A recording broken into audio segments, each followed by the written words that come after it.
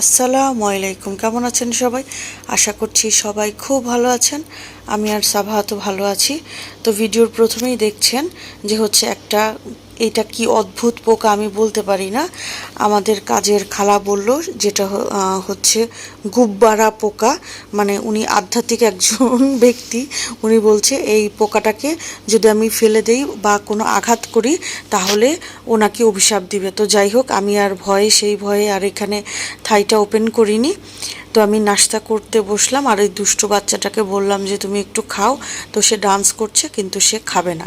তো যাই হোক, তো তাকে একটু আম্মুর বাসায় রেখে আমি একটু বের হব, এই জন্য হচ্ছে আম্মুর বাসার দিকে যাচ্ছিলাম।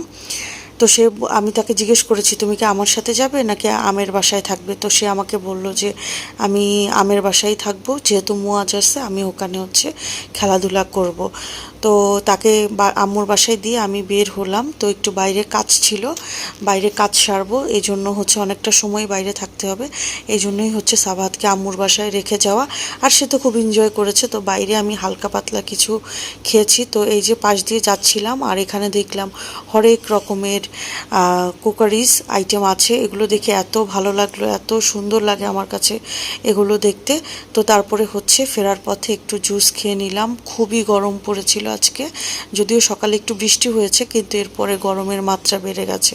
তো আম্মুর বাসায় আসার পরে হচ্ছে ছোটো ভাইয়ের বউরা নুডলস করলো। আর এই যে মোয়াজটাকে দেখেন আস্তে করে চিপার মধ্যে ঢুকে যাচ্ছে। আম্মু একটু সিক, তাই আম্মু শুয়েছিল, আমার ভাই এসেছে, গল্প করছিলাম আমরা। কিন্তু এই যে দেখেন মোয়াজটাকে দেখেন, তাকে নুডলস খেতে দিয়েছি, সে খাবে না, সেই যে লন্ডভন্ড করবে। তারপরে আমি এসি রিমোটটা দিয়ে বললাম এটা কি তোমার লাগবে। তো সে তো আর কিছু বুঝে না। এরপরে হচ্ছে এই পাঁপড়গুলোও ভেজে দিল, সাথে হচ্ছে চা না হলে কি হয়, চা দিয়ে এই পাঁপড়গুলো খেতে কিন্তু সেই দারুণ লেগেছিল।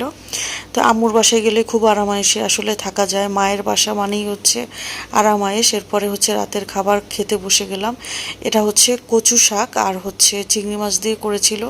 এই আইটেমটা খুব মজা হয়েছে। আর এখানে হচ্ছে রুই মাছ চচ্চড়ি করেছিল, ছোট ছোট পিস করে আর কি। এরপরে হচ্ছে লাউ আর চিংড়ি মাছ ছিল। এত মজা হয়েছিল সবগুলো আইটেম, সাথে গরু মাংস ভুনা ছিল।